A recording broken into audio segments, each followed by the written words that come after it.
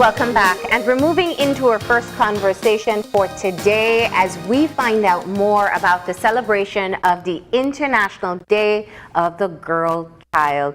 Here with us to have this discussion, we have the Executive Director of the National Women's Commission, Anne-Marie Williams, and we have Tisa Grant of the United Nations Population Fund, which we call UNFPA.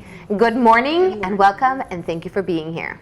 Good morning. And Tisa should say that we're two members of the UN Gender. And this is an explanation I'm going to provide. Where? So I think that's a great starting point because actually I don't think that people know that there's specific groups that exist within the UN system, and there is one in fact that focuses entirely on women. So let's start there. Okay, so the United Nations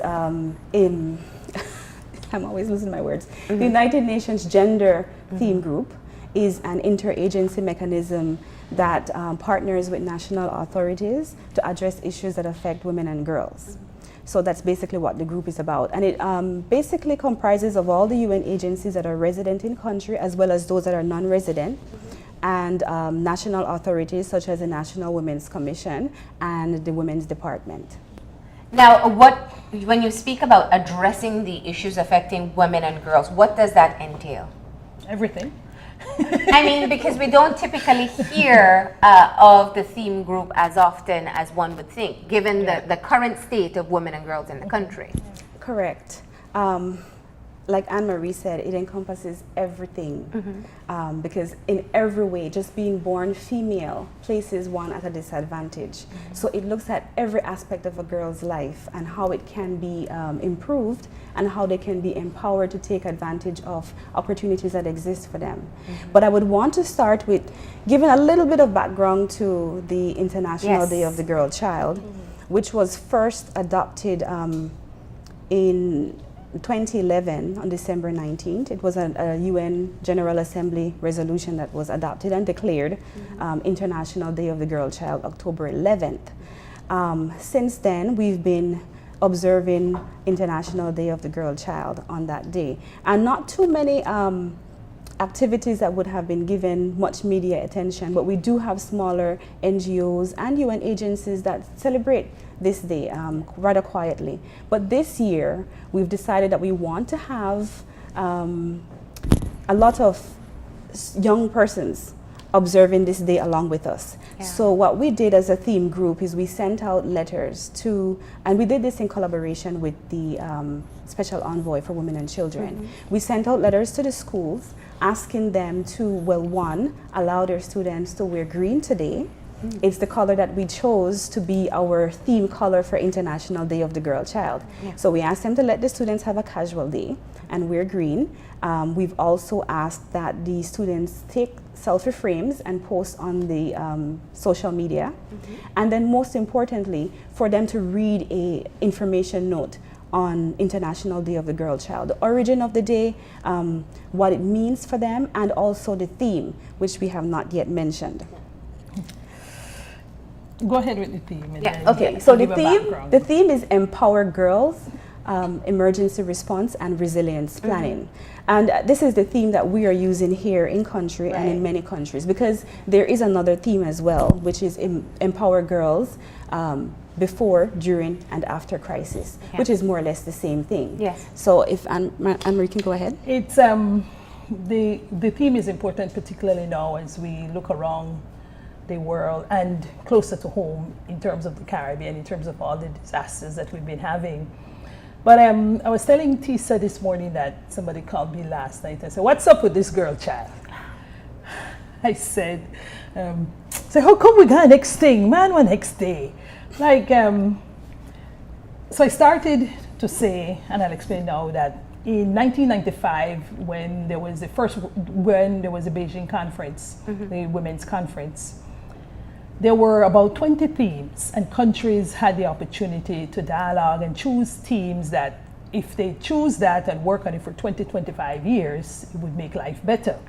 Belize chose 5 particular areas that a lot of other countries chose in terms of the building blocks of the gender policy. Belize chose education, health, balance, producing conditions, women in decision making, and economic empowerment. A number of the African countries chose the girl child. Apparently, they knew something that a lot of the world was slowly coming to terms with, but wasn't a priority at that time. And they chose the girl child, particularly because in Africa, the girl child is more exposed to a lot of harmful practices, female genital mutilation, gender-based violence. And today in Belize, we find now that the girl child is actually at risk because not only gender-based violence, but an important aspect of gender-based violence that sometimes go unnoticed, sexual violence and simple catcalling, sexual harassment. And over the weekend, we had a group of young people that we were preparation for a day like today to go out and take the messages. And one of the young men said, I never think that you hail one gal or you call her something or you say, babes, that a sexual harassment. And I said, yes. And I went and I explained it. He said, oh, I'm glad I come here. And so I'm saying, how many of our young people get the opportunity to learn about these things and to aptly talk about them? And today is the day when we remember that if girls are entitled to a safe life, they should be educated and they should live healthy lives. And if we as a society support girls at an early age and during on to their adolescent period because they grow up to become women, then we could harness their full potential. It takes families, it takes communities, the churches, all the groups that we could think about where girls are present. You know, I think one of the things that stands out to me from what you said is talking about our move as a country to encourage women in leadership roles. And very often we tend to think of adults morphing into something that we never prepared them for as children.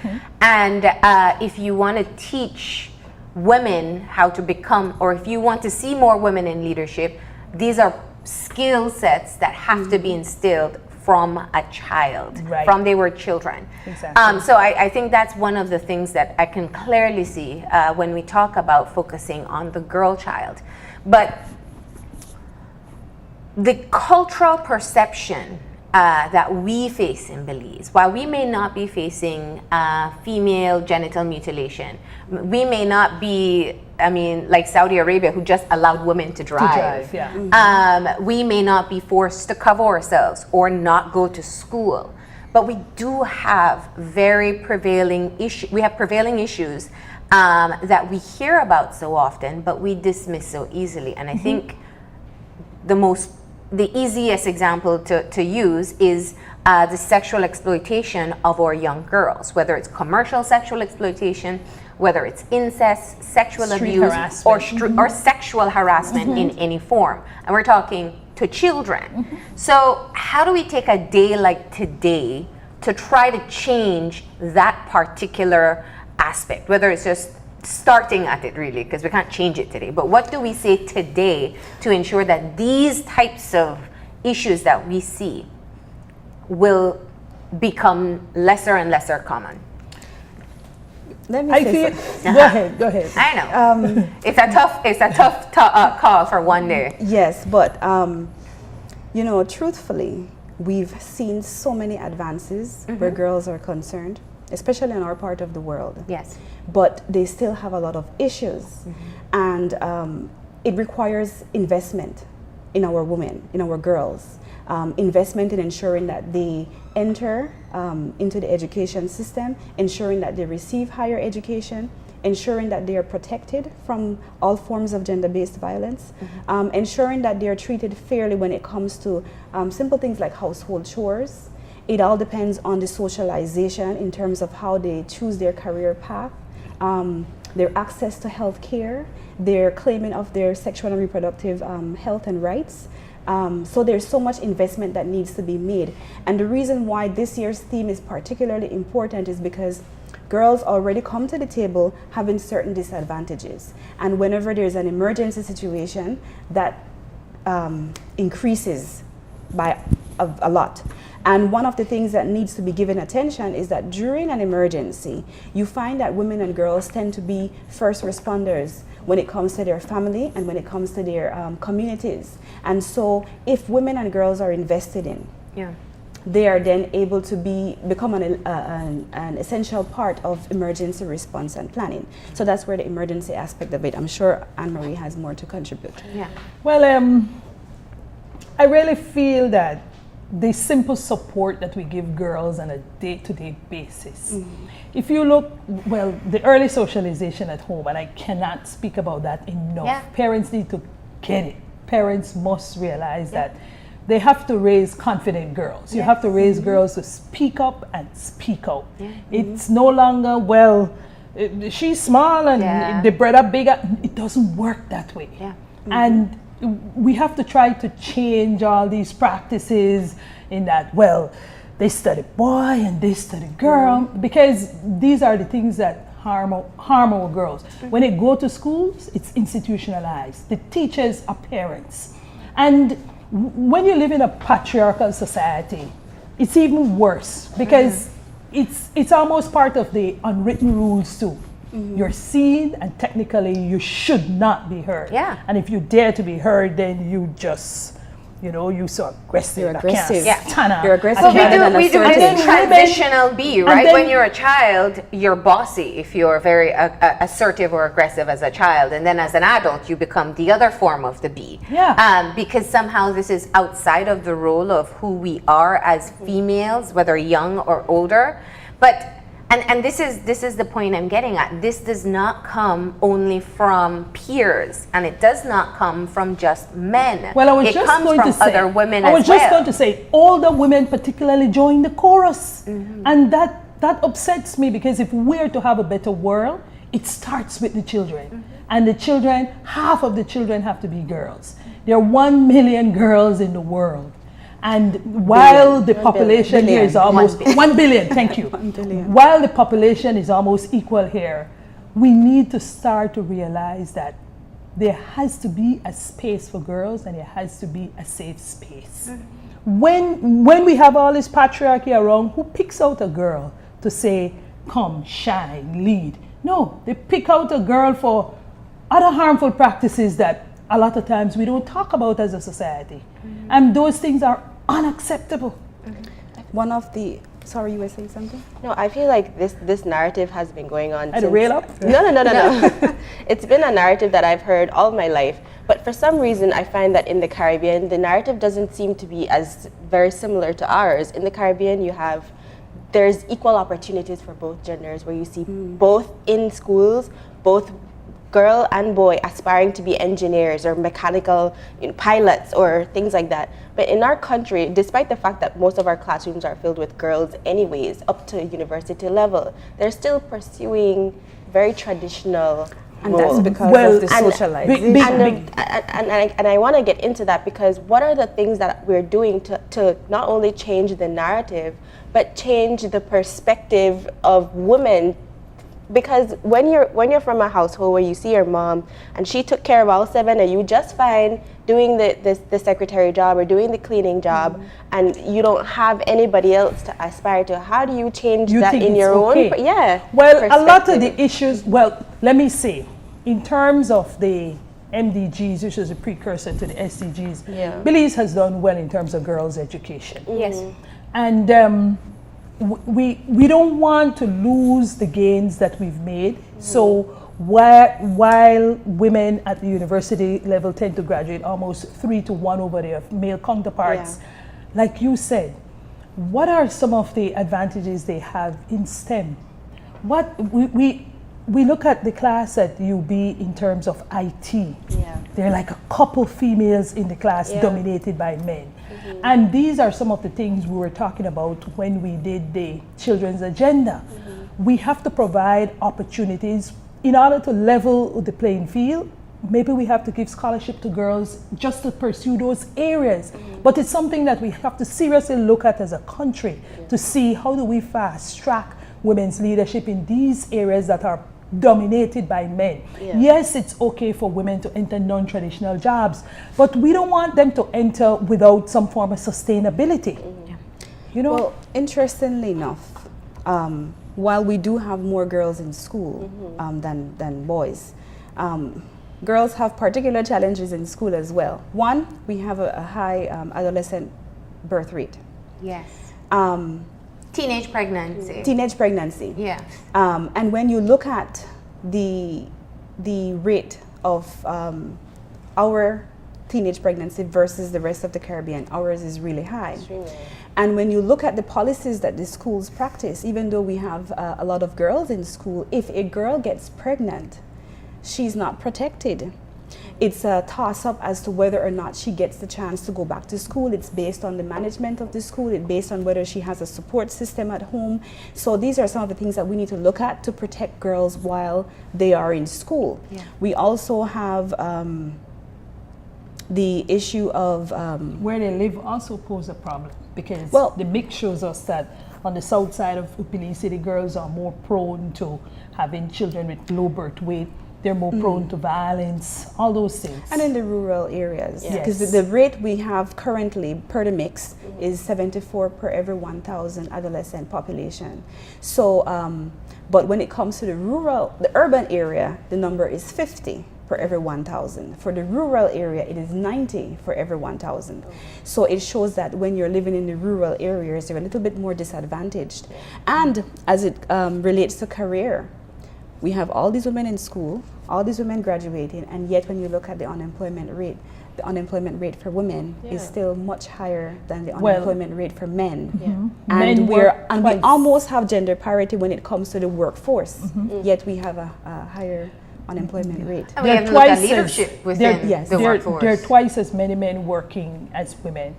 And, well, Belize knows that part of the recommendation coming out of the CEDA committee is that it has to raise women's labor force participation rate. So this is also a time for women to realize that if I'm going to school and I'm studying hard and I want to do certain things, yes, you could get your education and stay at home too. But there's also a flip side to it, because if all of us were educated and stay at home, then how do we develop the country economically?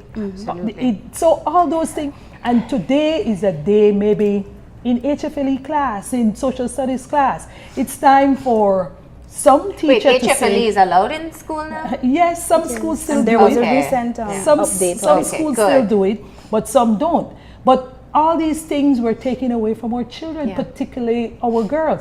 This is a sobering moment to say, let's look at what we're doing today or where the girl child is in the scheme of things. No, I want to. I think sometimes when we talk about empowering women, we also, to a certain extent, shame some women, and not intentionally. I know people who are educated who choose to stay home with their children because that's where they want to devote their time. Yes. What is the message that you deliver? Because for me it just boils down to choice. We want women to be able to choose, not to be told by their husband they have to What stay they have home to and do. watch the kids, Yeah. or not be able to get a job and have to stay home and watch the kids. But if Especially that, I choose to be educated and stay home with my children, it's fine. I have been allowed that choice. So what do you say to, I'm sure the very hardworking stay-at-home moms who watch this and say, well, why are you telling me I'm wrong? If that's the perception that they get. And not we're not wrong. telling her she's wrong. not wrong. Actually, we need to move towards acknowledging unpaid labor, Yes. the domestic work of women, because we recognize that it is a choice for a lot of women. But for most women, it is not a choice. It has been the socialization of thinking that this is what you are supposed to do. Even career women do not share domestic chores equally with their equally career husbands. So, all of these things Yeah. continue to be an issue. So it's all about mindset, and what you said is very important about choice. Letting our girls understand that they have a choice. You don't have to know how to cook. Yeah. You don't have to know how to do that. When And I you- came up over the weekend, Yes. I will tell you about it. Yes. The same young people we were there Well, facilitating. I would want to acknowledge the young people. One of the, yes. These are members of the child advisory body. from UNICEF Yeah. and members of the Youth Advisor Group for UNFPA. And so we had 3 one-day sessions across the country. So the first one was in Punta Gorda on Saturday. I was in PG. That was good. And we worked with the kids from Stan Creek and Toledo. And on Sunday we were again in Cayo, and we worked with the kids from Belmopan, San Ignacio and Bengue Viejo. And again on Monday we were in Orange Walk and worked with the kids from San Pedro, Belize City, and Corozal and Orange Walk. So one of the young women from PG, I'm not sure if she was from Belize City or from PG, because some from the city went down with us. And she said that she might tell she like they are sending she back home because she can't cook. So I said to her, listen, you don't have to learn to cook. You don't have to cook. I said, you might find a husband or partner who can cook. Some of the world's greatest chefs are men. And why is that a problem if you can't cook? You decide to be a career woman, you don't have to learn to cook. And the other And if you young do women for as yourself, it's a not good to life get skill. or Yes, keep it's a good life husband. skill, Yeah. exactly. It doesn't But have to not be take care of a something husband. utilitarian. I have to learn to cook or else, you know, I don't get a husband. So the others, they look around, and we had such a lively discussion and the other one said, you know, nobody tell me they think they Miss Anne-Marie. Like because the society, we're talking about gender and how the society sees gender and forces things on you. So she said, I like that. I don't have to learn to cook. Yeah. So you see, even within your interactions with the young people, where there are still some very antiquated messages being passed on to young people, but it sounds like you're also saying that you are hearing some persons being a bit more enlightened when it comes to gender equality. Now, hearing these messages are one thing, but what is their takeaway? Do you find that the young people that you're working with being able to distinguish that they're living in a different time, or Our children are extremely bright. Oh boy, they are so smart. They know how to rationalize. In addition to the gender training, they received information on the SDGs, they received information on the Convention on the Rights of a Child, they also received information on emergency response and planning and what that means for them as young women. And a lot of them walked away being even more enlightened than they came into the room, because these are a bunch of very impressive young people.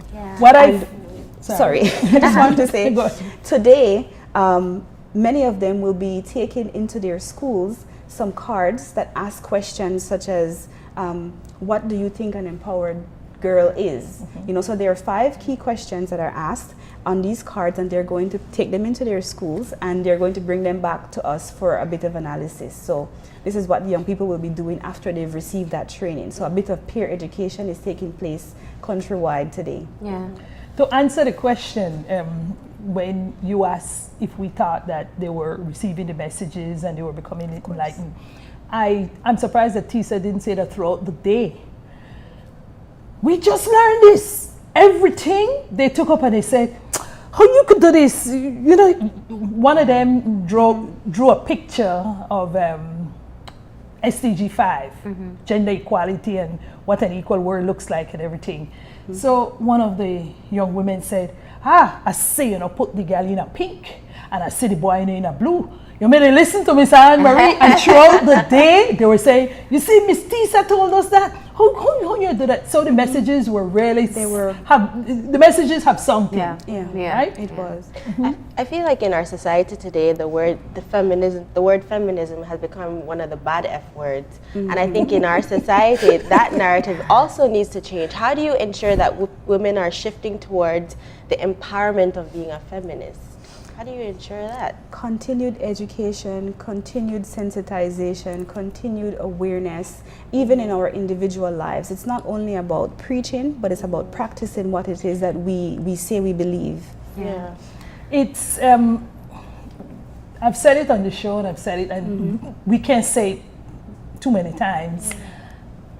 A feminism it's just somebody who believes in equality. Yeah. Equality of opportunity, equality for men and women, equality for the world. And we find that ignorance does exist because people think it means something else. Yeah. But the time you take to think that it means something else and try to spread a wrong message, it's easy to educate yourself. Yeah. And so, like Tisa said, it's not just for us to say we're feminists, but the opportunities we get to talk about it, to act it out, to Right. show why it's important, Yeah.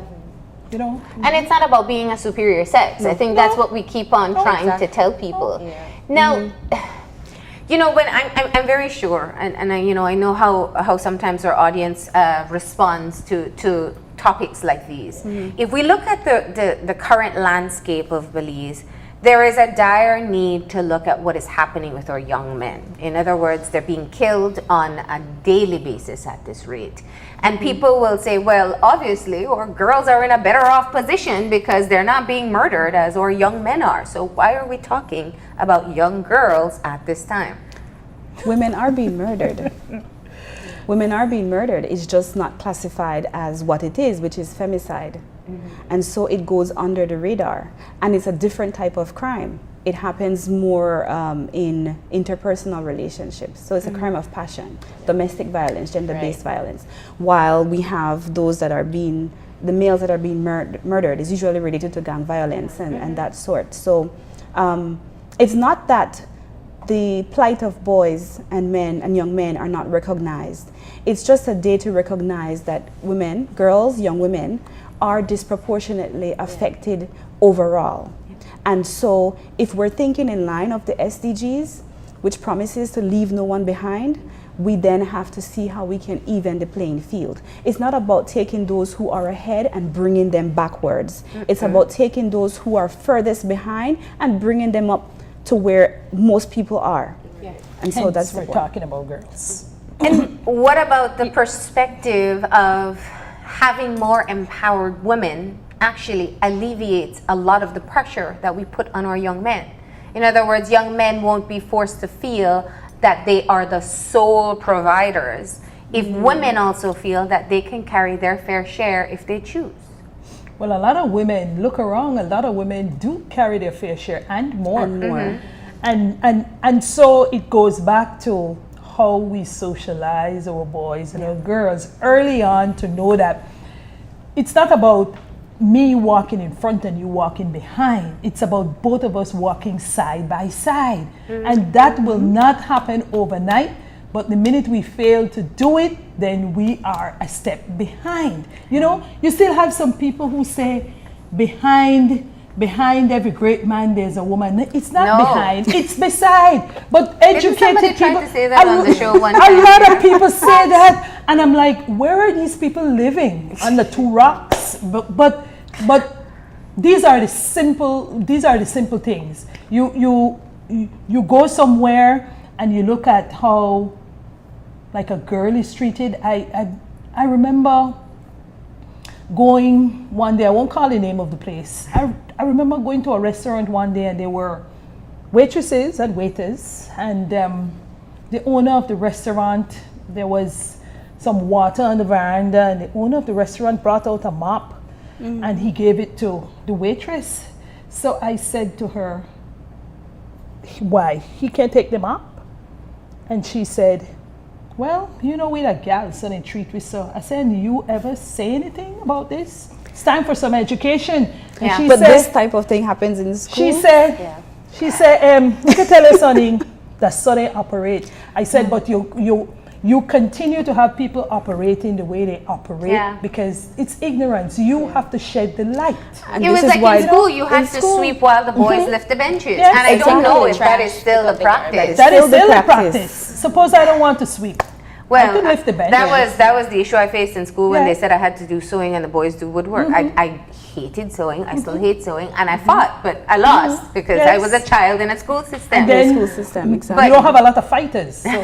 That's true. And then, That's it. you know, go ahead. No, I was saying it's really important that you mentioned that there are not a lot of fighters, and I wanted to shift the conversation just a little bit towards the ahead. more international perspective of the rights of girls, because we are a very free country. There are a lot of things wrong with Belize, but we have a lot of good liberties. things. We have Yeah. a lot of liberties that so many countries don't Exactly. have. Like so many the continent of Africa is one of the most blatant examples. How do you empower girls in Belize to care about girls outside of Belize?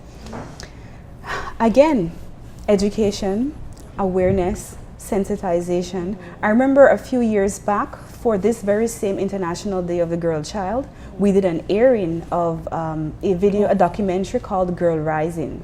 And we invited students from the high schools to view this documentary. And what it did was look at the lives of many girls and what they face as it relates to education, sexual assault, any issues that they might have. That documentary covered that. So that was one example of how we can educate our young people on what the situation is globally, so that they can, one, understand the rights that they currently enjoy and appreciate it, and to also look at those other countries that are even further ahead and know what it is that they should be fighting for, and not to be comfortable thinking that we've already arrived. We haven't arrived as yet. Very good. And to answer your question, the time our young women take to look at videos that may be insignificant, maybe of dancing and rump shaking and all that, we could see images on YouTube up close and personal about the plight of girls. They could tune into that. Look at things like Malala Yousafzai. I mean, she's off to Oxford now doing philosophy, politics, and economics at the age of 20. The youngest Nobel Peace Prize winner. See, I think every young girl should read I Am Malala. These are some of the things that, the images that come, but it's so easily accessible. It's not like when we were younger. The internet is a powerful tool if used the right way. And so there's an opportunity for them to tune in. But you could relate to Malala. You saw her got shot. We almost rode the journey with her. And look what she's turned out to be so far. So it's like, let's look at the challenges, but at the same time, think about the opportunities and how we can care not only about ourselves, but join the fight with girls around the world. So if we take today as a starting point, if any person watching this who's raising a young girl or has an influence on young girls in their lives, and they use today as their starting point to try to affect the type of change that we're talking about, what are some of the baby steps? What are some of the starting points that women and men in this country can adopt to help to change what the future of these young girls will be? Girls can be taught today their value and worth. If you value yourself, if you know how important you are to yourself, not to the point of stupid pride and pretending to be better than somebody else, but knowing that you are worth much more than going to school, dropping out, becoming pregnant, or maybe just get a job, just raising and existing to have a baby and to find a man. Not that it's bad, but it has to come at the right time. Because education in itself is a contraception. And it's not the girls who are highly educated will have children, and they will have children at an older age. So if you can help your daughter today to realize that, listen, a boy comes to you and say, oh, you look good and you look that, that's not an opportunity for you to just hang free and low and take off your clothes and say, oh, he loves me. No, lots of people in the world also love you, but you have to know what you want and set your goals high. And know your worth. And I think also encouraging parents to support the decisions of their children. Like when a girl child says, I don't want to be a mom, and the parents are like, what? No, of course you have to be a mom. God says you have to. Exactly, that's a part of. But I do want to add to that, though, that the individual actions that need to take place. It's not just about being told or being informed. Our young people have access to the internet. They have access to information like never before. When we were younger, we went to the library for everything. Now you only need to check Dr. Google, and you can find anything that you need to find. There has to come from within some desire to improve oneself, and so they should take advantage of these technologies that they have to look for information and to help educate themselves. But I also want to say that it's very important, because no matter how much of that you do, if the right systems are not in place, it's going to be limiting for the girls anyway.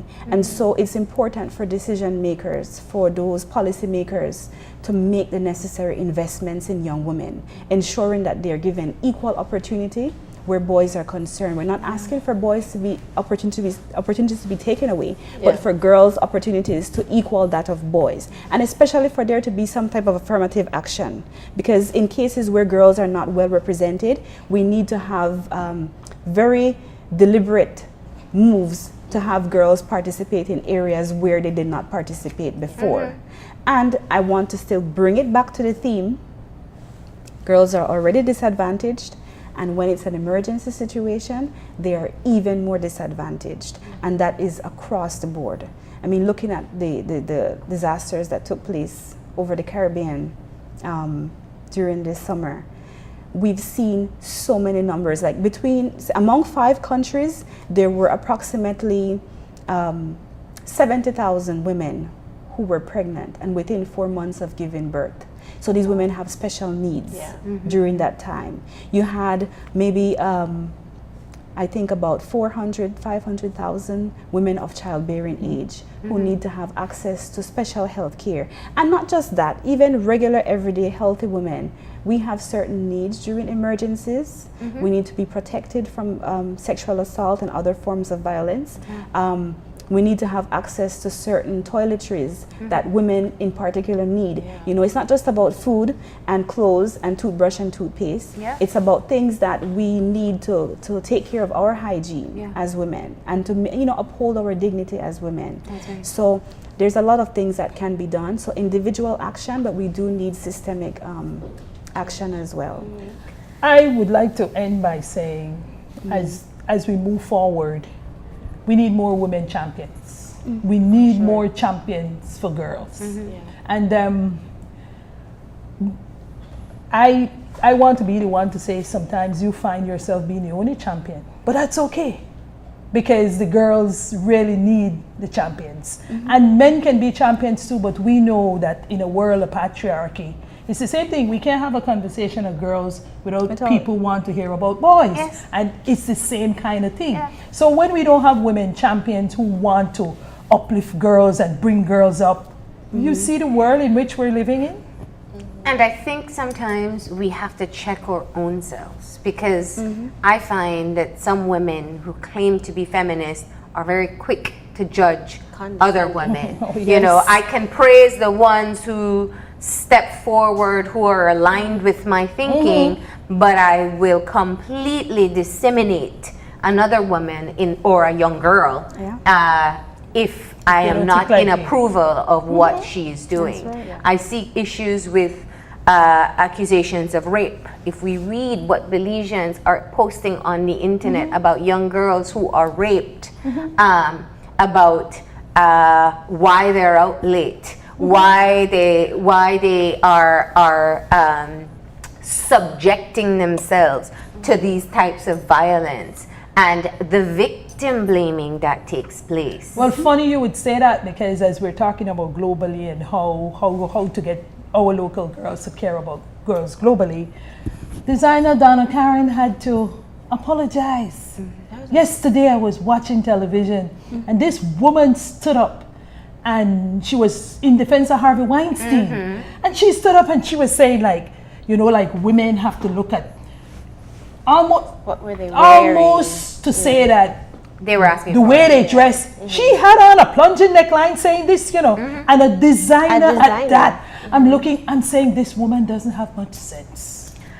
But she was blaming the women who have come forward to say that this man did X, Y, Z to them. That's an example of whether ignorance. a well-known living person like Donna Karen or a regular person who we don't recognize their name, it exists. We say, poor 9-year-old who was molested and raped, but you 16-year-old, you were looking for it. It's a lot of hatred, it's a lot of cruelty.